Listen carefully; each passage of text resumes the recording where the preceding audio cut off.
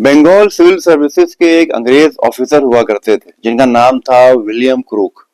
उन्होंने सन 1896 में अवध रीजन में मौजूद जातियों और जनजातियों पर बड़ी रिसर्च करके एक बुक कंपाइल की थी। आइए उसी बुक की रोशनी में बात करते हैं बीसेन राजपूतों के बारे में। इनके बारे में मैं जो कुछ भी जानकारी आपको दूंगा वो मेरी अपनी बनाई हुई नहीं है, बल्कि एक ऑथेंटिक रिसर्च पर आधारित है जो कि विलियम क्रूक ने करी थी। मेरा काम तो जैसा इतिहास में लिखा है वो आपको बताना है। जातियों की कड़ी में आज बात करते हैं बिसेन राजपूतों पर।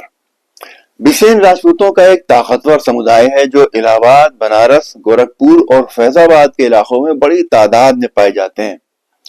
इस समुदाय के हेड हुआ करते थे गोरखपुर के परगना सलेमपुर मझौली के राजा। एक थ्योरी के मुताबिक बिसेन राजपूत और दोनवार राजपूत दोनों ही अपनी ओरिजिन यानी उत्पत्ति मयूरा भट्ट नाम के एक शख्स से बताते हैं जिन्हें भृगु वंश के जनदाग्नि ऋषि का वंशज कहा जाता है। इस शख्स के मुतालिक यानी संबंध में लोकल परंपराएं या ट्रेडिशन ज्यादा क्लियर नहीं है। कुछ लोगों का कहना है कि वे हस्तिनापुर से आए थे और अश्वत्थामा के बेटे थे, जबकि दूसरों का कहना है कि वो महाराष्ट्र या मराठा देश से कहीं से आए थे।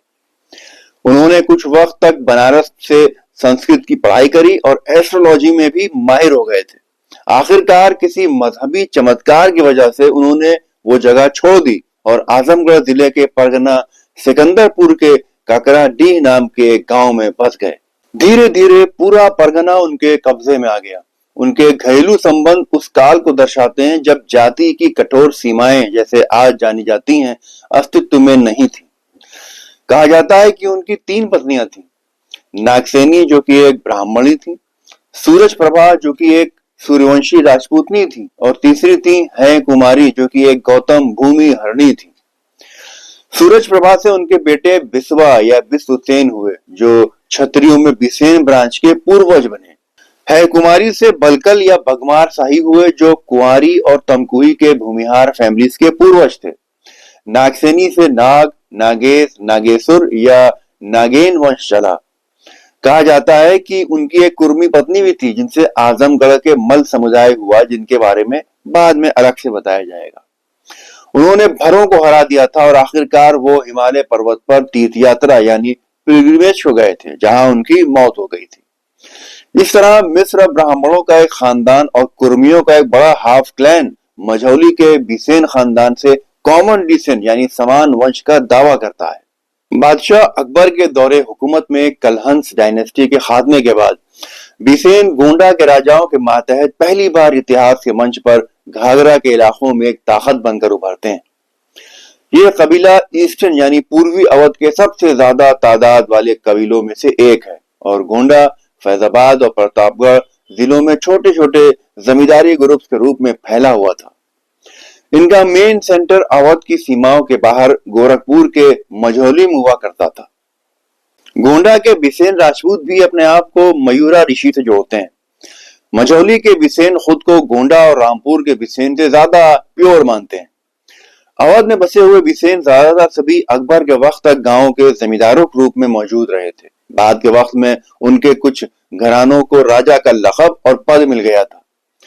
फैजाबाद ब्रांच के बिसेनों के बारे में कार्नेगी लिखते हैं कि बिसेन सोमवंशी वंश से थे। इस बात तक कोई ठोस प्रमाण मौजूद नहीं है। उनके एक्सेप्टेड हेड मझौली के राजा थे। अवध में इस फैमिली के लगभग 13 सरदार हुआ करते थे और उनकी बस्तियां खास तौर पर प्रतापगढ़ जिले में पाई जाती थीं। मगर बहराइच, गोंडा, दरियाबाद और सुल्तानपुर में भी उनकी आबादियां मौजूद थीं, जिनके मुकामी हेड यानी प्रमुख काला कंकर के राजा और मानिकपुर और भिंगा के राजा थे। सर एलियट का कहना है कि मौजूदा मझौली का राजा मयूरा भट्ट की 115वीं पीढ़ी है। एक बात यहाँ बताता चलूं कि अवध शाखा के बिसेन कहते हैं कि उनके एक बुजुर्ग हुआ करते थे जिनका नाम था राय हम। वो मानिकपुर के गहजवाल राजा मानिकचंद के दौर में यहाँ आकर बस गए थे। इसी तरह गोरखपुर ब्रांच के बिसेन भी बड़े प्रभावी रहे। अब देखिए, कभी कभी ऐसा भी होता है कि इतिहास डिफरेंट थ्योरीज पर बेस्ड होता है। हो सकता है ऐसा हुआ हो सकता है वैसा हुआ हो। लिहाजा एक थ्योरी गलत भी हो सकती है, दूसरी थ्योरी सही भी हो सकती है।